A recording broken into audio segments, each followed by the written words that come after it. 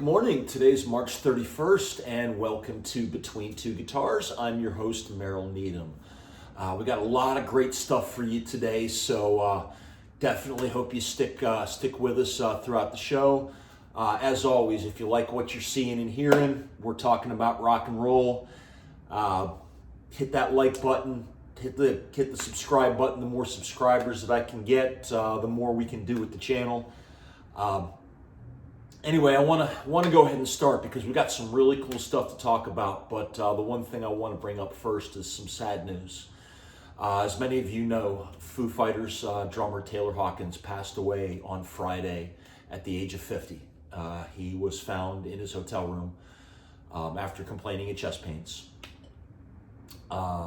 This was about an hour before they were supposed to play in a festival in Bogota, Colombia. Obviously, the band's devastated. As of yesterday, the band announced that they have canceled the rest of their tour. There's no further word. They've just asked for their privacy, and we're going to go ahead and respect that. The one thing that I do want to say is that addressing a lot of the rumors and what's out there, what I just want to say is to everybody to be careful, and you may find that what caused his death may not be what you think. In other words, it's too soon to talk about it, and I'm not going to do it here on this channel. What I am going to say is that I'm sad that my son and I aren't going to go get to see the Foo Fighters on May 24th. I'm really sad for Taylor. I'm really sad for his wife and his children. Because he did leave a couple of daughters behind. For Dave Grohl, I don't know. I just don't know what he's going through, because this has not been the first time for him, unfortunately. And for such a guy that's just been such a good guy his whole life. I knew him a little when I was a kid. He worked at the Tower Records that I used to go into, and I used to buy records from him. I knew him as Dave. Didn't even know it was him until years later, but. He was a nice guy then. Everything they say about all these guys in that band, I think that's one of the reasons why they got into the Rock and Roll Hall of Fame and why they've remained so popular, is because they were so positive and the music was so uplifting. That's how I'm going to remember Taylor. I'm also going to remember Taylor as the drummer behind Alanis Morissette for Jagged Little Pill. I don't know if y'all knew this, but that's where, before he was in the Foo Fighters, he's touring around the country with Alanis Morissette playing that album. And they were friggin' huge. They were a hell of a lot bigger than the Foo Fighters were at one point. But Taylor really wanted to be in the Foo Fighters. He really believed in what Dave Grohl was doing. There's stuff, if you check out the band's documentary, Back and Forth, there's a lot about that and him in there. Definitely, I'd say go ahead and watch it if you haven't already. But Taylor, we miss you. So on to actually happier topics. As I said at the top of the show, today is March 31st, which means happy birthday to none other than the schoolboy himself, back in AC/DC founding guitarist Angus Young. He was born in 1955, which makes him, older than me. I think that would make him 66. But happy birthday, Angus. Hopefully we're going to see some touring soon. One of the rumors we're hearing is that it's going to be 2023. That the band wants to wait until they can do meet and greets. Most likely this tour is probably going to be their last, but then you don't know. We thought Deep Purple was done a few years ago, and Ian Pace is getting up there playing drums. I don't know how he does it. Probably one of the healthiest people on earth, I guess. But back to AC/DC. You'll be the first. Well, you'll hear it. You may not hear it here first, but you'll hear it here as soon as as soon as they go ahead and announce tour dates. My guess it'll be stadiums for one last run, but you never know. They may want to do it indoors because, I mean, the show that AC/DC brings, if you've ever had a chance to go see them, definitely one to do. I'm going to do a meet and greet the next time because I would love to get this Gibson SG, the back of this headstock, signed by Angus. Anyway, happy birthday, Angus. One other piece of AC/DC related news to give people that I don't know if you know this, but if you collect vinyl, every one of AC/DC's albums pretty much is available either in the stores or online right now. Naturally, Power Up, the new record, it's available pretty much everywhere. Walmart's got its version. Target's had a version, and I think they still have stock in a lot of stores where you get a T-shirt. And I have it. It's just, I think, in the laundry somewhere. But I'm great at rock and roll, not always great at laundry. But the thing that I actually just found out this morning was that if you go onto acdc.com and onto their store, you can get reissues, vinyl or CD reissues of really all their albums. And one thing that's really cool is that they're all pretty well value priced. They're all 180 gram vinyl. They've all been remastered, and I think it was 2014 when they did the remasters, but please don't hold me to it. On the albums, and let me grab you one.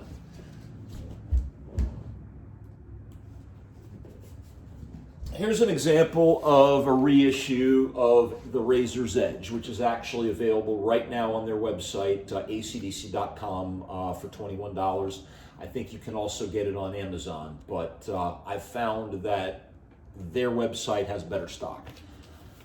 The album itself, when you get it, it's for $21. It's the original cover, and then the inner sleeve is a bunch of just cool information about what was going on in the life of AC/DC during when this album was released. And then the albums themselves are on 180 gram vinyl. That's the really heavy, good stuff, and they sound great. So one of the nice things is that these days it seems that every band has like 6-7 million different variants of this album or that.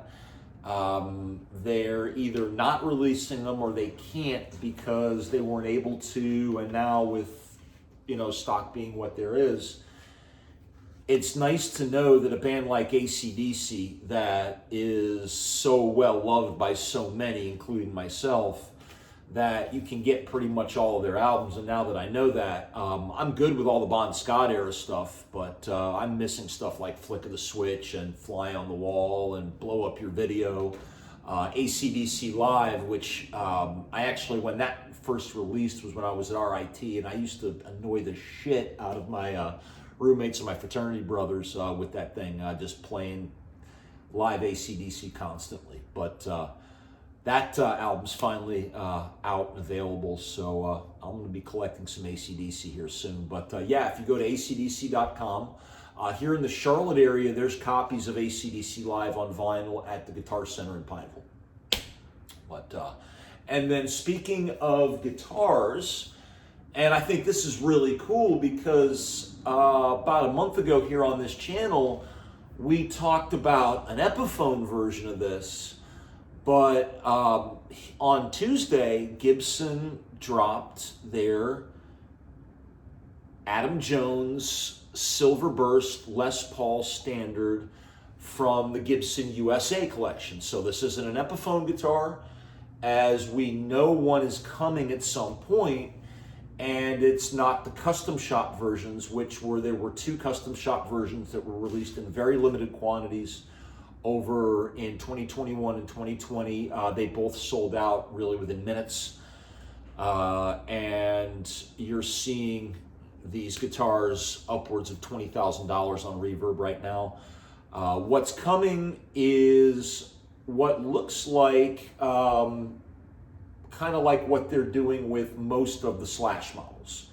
not the translucent cherry one that came out for the album, but the standard, the November burst, the Vermilion burst, and the Anaconda burst, which are slash versions of the Les Paul standard that we've talked about before, are consistently available at a little bit of an upcharge.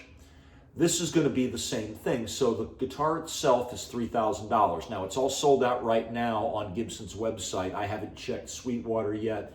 My guess is that first run is gone, but Gibson is saying that this is going to be a consistent model that they will continue to make. So if you don't have to have one today and can wait a little bit of time, I know I'm hoping to get one, and as soon as I get one, I'll do an unboxing and I'll do a review here on this channel. But to talk a little bit about the guitar and what we know about it, there are some videos. There's actually a great review from the guys at Alamo Music. I'll go ahead and put a link to their YouTube show from yesterday where they did a unboxing. Well, they didn't do the unboxing, they did the full review and playing demo of the guitars. So you got to check that out. And besides, Cooper Greenberg is a hell of a lot better guitar player than I am anyway. So, but definitely check out their YouTube show. They're a guitar shop out of San Antonio, Texas, and they do a regular YouTube show where they're doing guitar reviews and playing demos.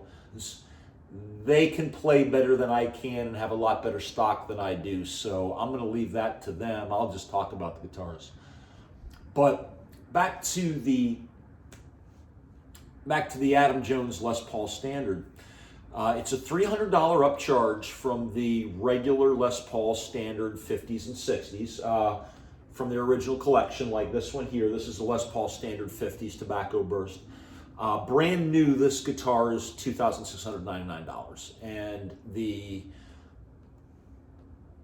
Adam Jones guitar is $29.99. So for a $300 upcharge, here's what you're going to get. For starters, naturally, it's going to be your custom color, which is what they're calling a vintage silver burst. So it's not like what a brand new silver burst would be, which would be the really dark borders with like a real silver, but kind of almost starting to have that hint of yellow, but not really aged like the custom shop guitars that that were sold. So I guess it's kind of like a VOS finish, which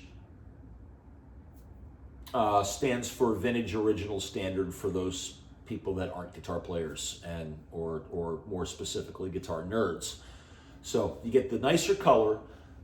You get an ebony fretboard instead of a rosewood fretboard. Those are more expensive fretboards. They tend to be they're nicer, but definitely more expensive. You're also getting although it's the same Burstbucker one with an Alnico tube magnet in the neck. In the bridge, you're going to get what's called a DC high output pickup, which is also uncovered, and you're going to get some real searing tones out of that. Again, go to check out that playing demo over there at Alamo Music. You're going to love the way this thing sounds. Also, you're going to get some custom artwork. Adam Jones is going to be on his signature is going to be on the truss rod cover. It also comes with a blank one if you don't want to have any other signature but Les Paul on there. And on the back of the headstock, there's some custom artwork that's designed by Alex Gray, who does pretty much all the artwork for all the Tool albums and has been, going back, I think, at least to Anima anyway. But so that's what that guitar is. So, and then also you're getting what's different from here, Grover tuners with a special modern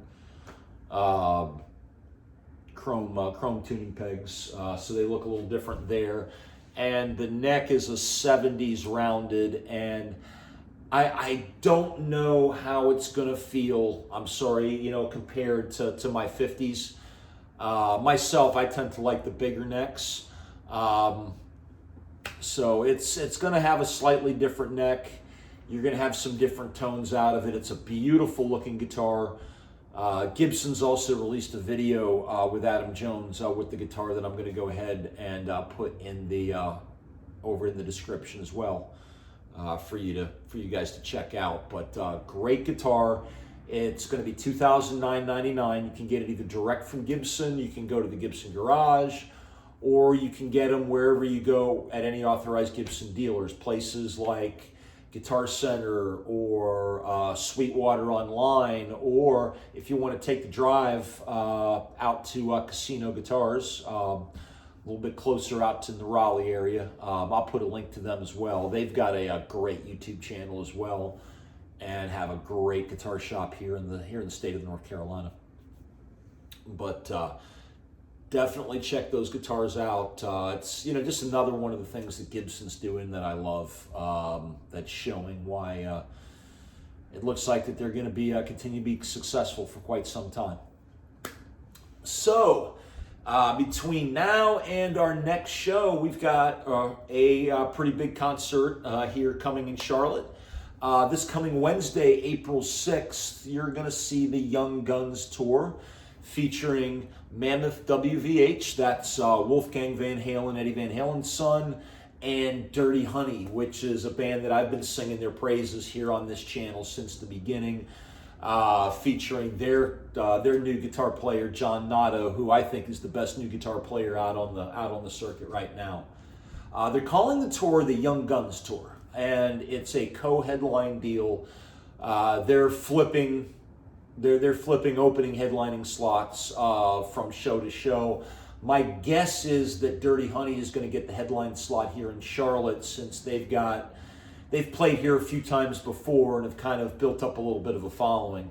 For those that don't know, they did some stuff with Diesel, who used to be, and I don't know if he used to be or still is, a DJ at 106.5 here in Charlotte. It has been an awfully long time since I've listened to terrestrial radio, but they did some stuff together when Dirty Honey was in their infancy. Right before the pandemic, we caught them here through Charlotte with Goodbye June and Red Sun Rising. That was a great show.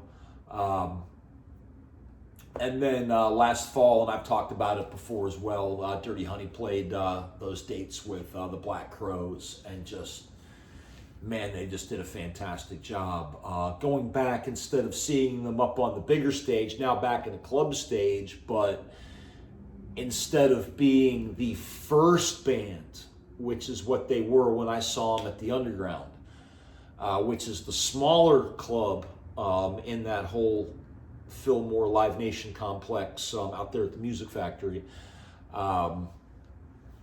They were just, four guys up on stage without really any kind of a set. Because, again, there's Goodbye June playing, and then Red Sun Rising is the headliners. And, man, they did a great job then. And then seeing them again after the pandemic. Now, granted, they had, in the intervening, between the time I had seen them up until everything shut down, they've been doing a lot of touring and had started playing to larger crowds and festivals. And you could really see it when they got out on the big stage opening up for the Black Crowes. Now they're coming through in a club setting again, but they're bringing their own set with them. And they're going to be playing a full set. I'd love to see how well they do. I'm sure they can hold the crowd. If you haven't had a chance, John Nato is the real deal. He plays a Gibson Les Paul like I do, but his is the Cherry Burst, and is probably a Custom Shop 59 reissue instead of mine just being a little old standard. But just a fantastic guitar player. Their singer, whose name is escaping me at the moment, he reminds me of a young Jack Russell from Great White. They also, Corey Coverstone is a fantastic drummer. And I cannot remember the name of the singer. His name is Mark, but definitely great band to go see. And then also you got Wolfgang Van Halen. Eddie's kid. So he released his first album last year as well. I thought it was one of the best albums of 2021. Same with Dirty Honey's first full length. That was last year. On the album Mammoth WVH, Wolfgang played everything. He sang, he played bass, he played drums, guitars. Nobody, the only person that had anything to do with the album besides Wolf was Michael Elvis Basquet, who's credited with the producer, and he only tweaked a knob or two here or there. Wolf himself did most of it. The reason why he did it, well, Dad was still with us while he was recording it, and one of the things that he wanted to ensure was that he was standing on his own 2 feet. He caught a lot of hell when he was a kid when he replaced Michael Anthony in Van Halen, when they did that Van Halen, well, actually they ended up just doing like 2 tours and then that one album. But yeah, he caught a lot of hell, including from me, from longtime Van Halen fans that are also fans of Michael Anthony that just didn't think it was cool. Well, at the time I didn't quite get it. My son was only 5 years old, so just not understanding, the ability and, the last 2 times that Eddie Van Halen went out on stage out in front of the world, he was playing with his son. So, that was, when you think of it that way, it changes it completely. But he didn't want his dad playing on the record. And the only way he can avoid that is to say, well, I'm just going to do everything myself. Because I think he even said it in a thing, is that if somebody's going to say, well, if you brought Mark Tremonti to play on the album, why couldn't you have brought your dad? And that's a valid point. So, okay, it's just me. And if you listen to the album, you'll see it's definitely worth it. Well, he put a band together. He's been out touring now for about a year as well, and he's had his chance at playing on the big stage, opening for, of all bands, Guns N' Roses. Now, Wolfgang has a little bit more experience playing live than Dirty Honey. Now, not on his own as Mammoth WVH, but he's done the clubs with as a member of Tremonti. He played bass in as the touring for about a year or two, although he had to stop at one point when Van Halen did that quick tour.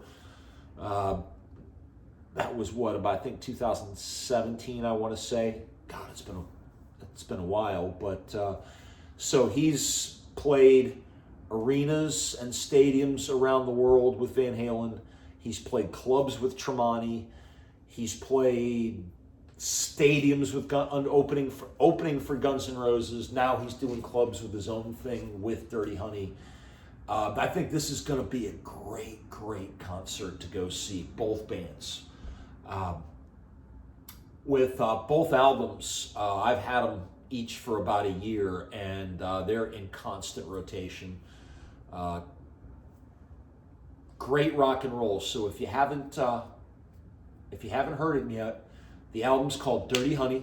For Dirty Honey, it's just spelled like it sounds. It's available on all streaming platforms. And then the vinyl you'll have to order from the band's website, and that may be pretty hard to get at this point unless they're selling them at the shows.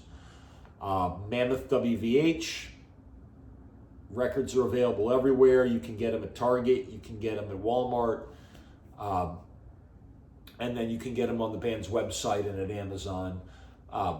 Great music, and I believe there's still tickets available for the show April 6th.